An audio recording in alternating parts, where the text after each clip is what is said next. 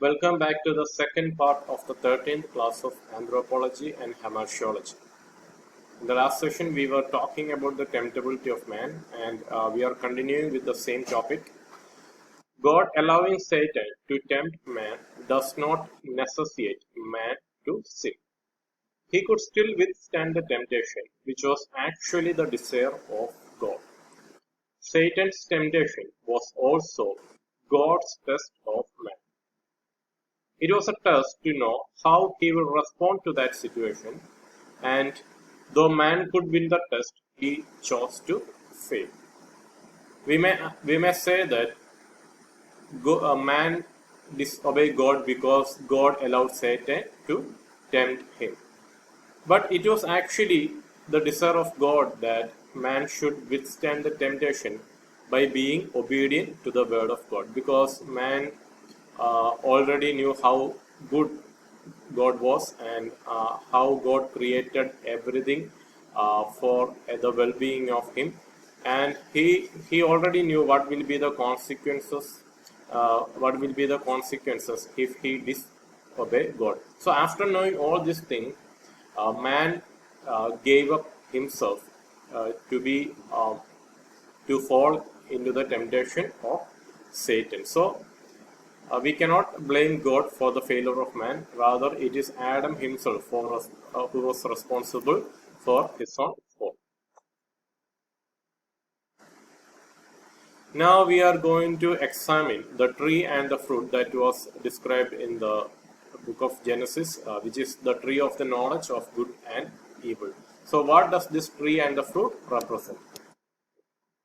So from the writing, we can understand that both were literal. The tree and the fruit were literal, and we should not take them as symbols. They should not be considered symbolical. It was not the fruit that was able to grant them the knowledge of good and evil.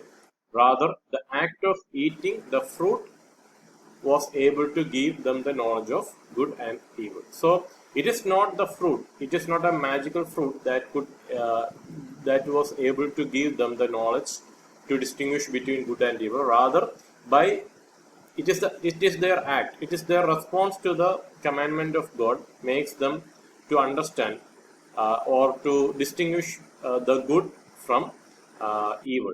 Once they ate it, they knew what they did was evil and the opposite of what they did was good. So they started distinguishing good from evil by disobeying God. So after disobeying God, they understood the goodness of the commandment of God. So they understood what they did was wrong, and they disobeyed the God's commandment, and opposite to what they did, that is good. So it is the action enabled them to distinguish between good and evil. To attain the knowledge of good and evil was not evil in itself. So when Satan comes to Adam and comes to Eve, he's saying to Eve that if you eat from this tree, your eyes will be opened and you will be like God. You will be able to distinguish between good and evil. And even knowing the good and evil is not evil in itself, but how they are going to gain it was important. So God had given them two options. Either they could be obedient to God, and by being obedient to God, they can understand they can have the acquire the knowledge of good. And they have another option. By disobeying God, by committing a sin, they will understand, they will gain the knowledge of evil. But man would have earned the same knowledge if they withstood the temptation and come out victorious through it. So it was the will of God that man should face the temptation and he should overcome the temptation and he should come out victorious. And thus he would be able to earn the knowledge of good. Withstanding the temptation would help them to gain the knowledge, the contrast between good and evil in a highly moral way. So, in order to understand what is good and what is evil, we don't have to commit any evil things, but by being obedient to the word of God, by doing the will of God, we can understand what is the will of, what is the desire of God, what is goodness, and how goodness is different from the evil things or the sin. Again, the tree and the fruit. After eating the fruit from the tree, we can see the result in a twofold way. To stand, if they did not disobey, then knowledge would be gained in a good way. So that's what I was saying. It was God's will that they should be obedient to God and they should acquire the knowledge of good and evil in a good way. Had he stood, that knowledge could have been vividly present by the illumination of their mind. If they were obedient to the word of God, their mind would be illuminated to understand the goodness of God or the goodness of being obedient to God. Again, the second aspect is that they disobey God and they fall and they lost the glory of God. Then the same knowledge gained in an evil way. They were not able to withstand the temptation of God, and by disobeying God, they acquired the knowledge of good and evil in a bad way, in a way that was not God wanted them to walk. The contrast of evil with good was vividly impressed upon man. So, by choosing the path of evil, they understand that how heinous is evil compared to the goodness that would come out when they are being obedient to the word of God. Now we are going to look into the purpose of the probation. So what's the purpose of God allowing man to go through a period of time of temptation? Previous to the fall, the tendency of man was wholly towards God. Before the fall of man, they were wholly dependent upon God. They were fully obedience to the word of God, and all they have was God and His commandment. It is true that where there is no rule, there is no violation. So why did God give them a rule? Why God placed a tree of the knowledge of good and evil in the midst of the garden? If there is no rule, there is no place for violation. So if there is no place for violation, how could man prove their volitional love and willful obedience to God? The probation God gave was to prove their virtue, to transform their holy nature to holy character. Of course, the man had a holy nature, but if they preserve that holy nature by being obedient to the word of God, they could develop the holy character that God expected in man. If they had withstood the test, their holiness of nature could be transformed to the holiness of character. So the nature and character are two different things. Uh, Nature can be uh, must when we are saying the nature, it can be changed at any point of time, but the character will not change. If we continue to do the same thing again and again, that becomes our character. In the same way, if they continue to obey God, their holy nature would transform them to have a holy character. A holy character is produced only by probation, by the tree, by the free personal choice of good in the presence of evil, and with full power to choose evil. If they didn't have any option, or if they didn't have any power to choose evil, how could they can develop that holy character? So when God allowed them a free personal choice of good and evil, if they chose the good in the presence of evil, they could easily develop that holy character that God wanted them to have.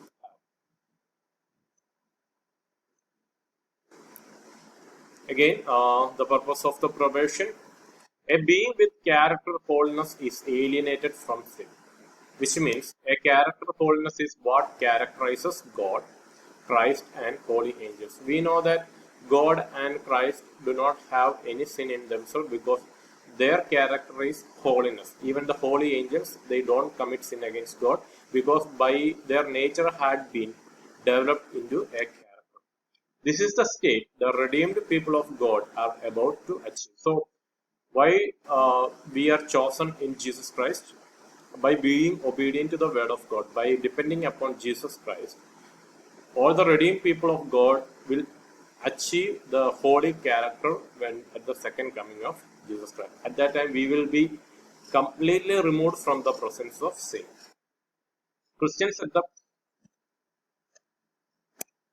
Christians at the present life is progressively achieving this character of holiness by overcoming each temptation or test he faces. We know that we have been justified freely by the grace of Christ. When we have accepted Jesus Christ as our personal Savior, we are justified in the sight of God. But we are going through a process which is known as sanctification, which means we are progressively achieving the character of holiness by overcoming each and every temptations and tests in our life. This will result in ultimatum only when the redemption of the whole being is attained. So we know that even though our spirit had been saved, our body is still under the bondage of sin. At the second coming of Jesus Christ, the body will receive its liberation from the presence of sin, and in that at that ultimate moment, the redemption of whole being, the spirit, soul, and body attains, and we will have the holy character in ourselves for eternity. So the probation was arranged in the love and wisdom of God good for the good of a man. So God had arranged that period of probation so that it may result uh, uh, in the goodness of man, so that man can achieve a holy character, so that he will be able to obey God forever, and he will be able to follow and in a constant relationship with God. Now we are going to examine where Eve had went wrong. Eve did not exercise her authority over that animal. So the first problem with Eve was that God had given her the authority to have dominion over all the creation.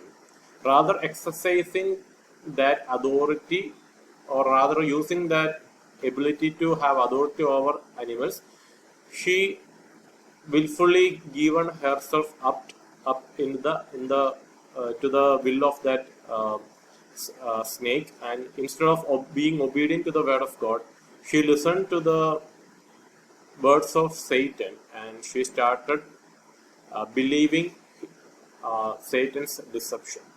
She allowed serpent to enter into and talk about the matters that are not a concern for it.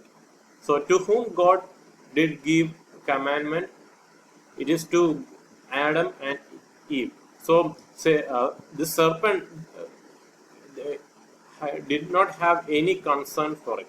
Means it is not serpent's matter to interfere into, and she didn't have to discuss this matter with the serpent, because it is concern this the commandment was given to Adam and Eve only, and it is a matter between God and man. So she listened to him and responded to him. So it is Eve allowed say serpent to come between man, between man and God. So she minimized. So she minimized the gravity of God's word, command, and statement, and the consequences. So by listening to the word of Satan, by being giving up herself to the deception of Satan's evil word, she minimized the value of God's word, the gravity of God's word, His commandment, and His statement, and she reduced the gravity of the consequence if they would disobey God's commandment. So it is the man was fully responsible for what had happened to him. So Eve herself gave herself up into the hands of Satan, and she did not exercise God given authority over the animal kingdom.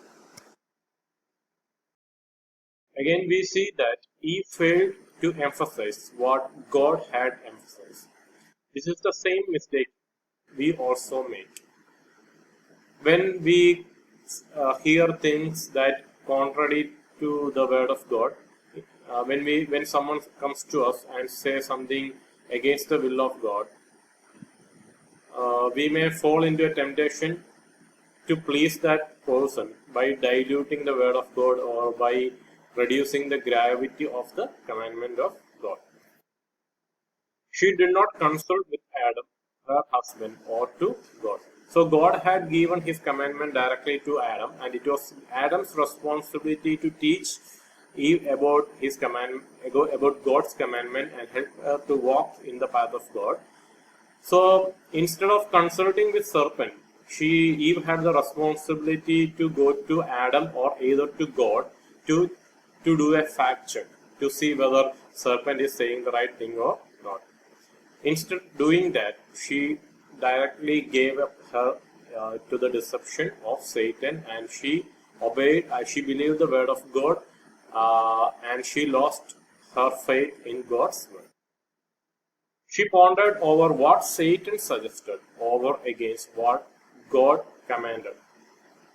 Again, we should be very careful in our life when we try to ponder more into the worldly things, and if we are not going back to the word of God, there's a chance that we may believe the sound or the wisdom of God over the commandment of God.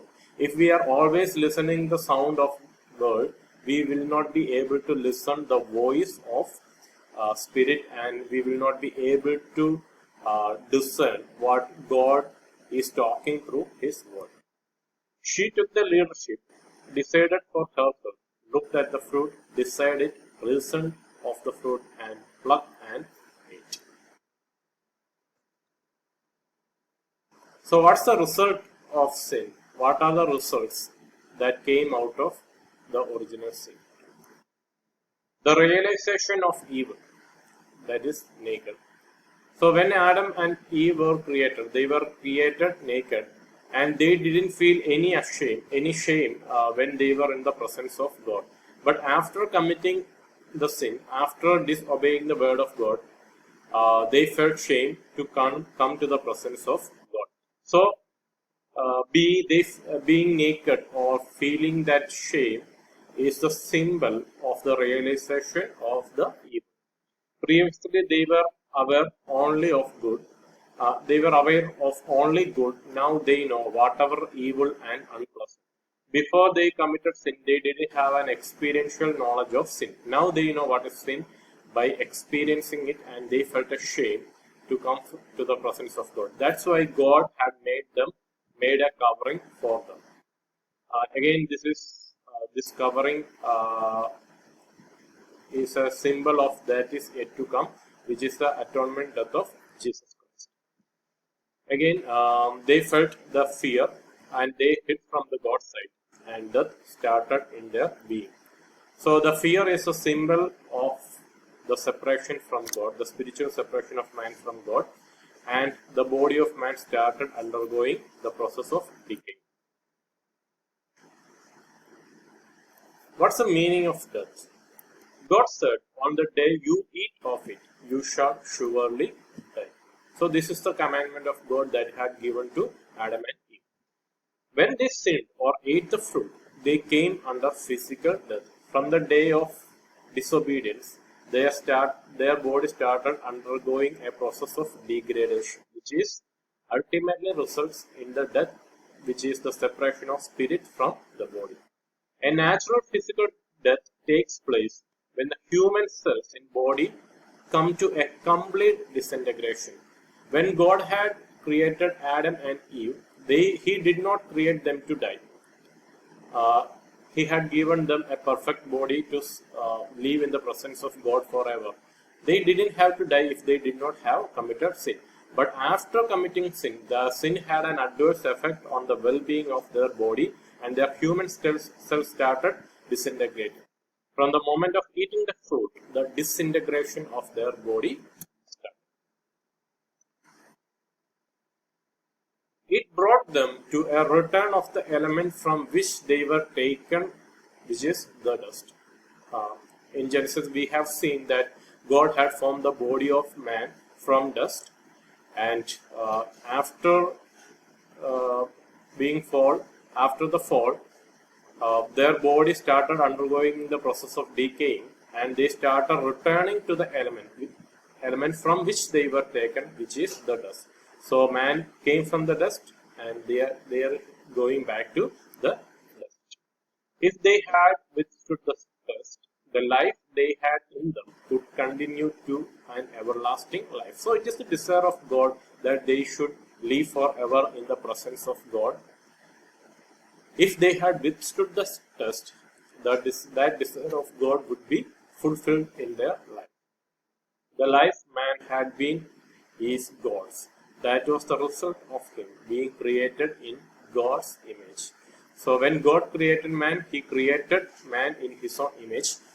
And how he was created, God created the human body out of the dust and breath into its nostrils, and it became a living being. So the life was transferred from God to man. So the man had the life of God. That's why no one can destroy the spirit of man, even though they are able to destroy the body. So the spirit lives forever because it comes from God. The difference is those who are redeemed will live in the presence of God forever. Those who are not, they will not be able to have a continuous fellowship with God. By sin, Adam lost that life and the privilege of having that life forever. So, eternity is both applicable to redeemed and those who are living in sin. But both sinners and saints do have the eternal life. But the difference is where they are going to spend that eternal life. By committing the sin, uh, man was separated from the presence of God. He lost that fellowship. So his body started decaying, and he had to undergo the process of physical death. And again, when we come to the case of redeemed people, we also will face the physical death, but we will have an ultimate redemption in which we are going to live with God forever with a glorified body. But if Adam did not commit that sin, if Adam had withstood that test, he could live that with his former body with God forever in eternity. So that's privilege Adam had lost by being disobedient to the word of God. By sin, man brought upon himself the opposite of life, that is death. So what's the opposite of life? That is death, the separation of spirit from human body. What could have been a journey forward became a journey backward to the matter from where he had taken. A more meaningful understanding of this fact will be seen in the blessing of life that is in store for Christians. So when we come to the book of Romans chapter 8, we can see that all the creation is subjected to the bondage of sin and death, and all the creation is groaning for the revelation of the sons of God. At that time, all the creation will achieve the liberation from the bondage of sin. And so, what happened? Adam and Eve committed sin. They started to undergo a disintegration in their body, which ultimately resulted in their physical death. And they lost the meaningful understanding of the God-given life, and they lose that blessing of the eternal life that they could spend with God. But when a person comes to Jesus Christ, we can see that we are getting a blessing, which is the redemption from the sin and the result of sin, which is death, and we get the blessing of eternal life through the washing of the blood of Jesus Christ and redemption that we find in the cross. Christians have received a restoration to the life that was lost for Adam, an everlasting life through Jesus Christ. So in Adam, all men dies, and in Jesus, everyone lives forever. The original creation, ideal of everlasting life for man, is achieved for Christians through Christ. So the everlasting life in the presence of God can be only achieved by having faith in Jesus Christ. We should accept the work of Jesus Christ. We should accept that Jesus Christ had died for our sins, and the redemption of our soul, body, and spirit, it can be only achieved through the mercy of God, which had been expressed to us through the death of Jesus Christ on the cross of Calvary. So that's all for the subject of anthropology, and we will continue with the study of the doctrine of sin from the next class onwards. And thank you all who have gone through this study and attended the classes of anthropology. And I wish all of you could understand what we had discussed. So for more clarification, please refer to Bible and other books. So God bless you all. Thank you for spending your precious time with this session of lecture. Thank you all.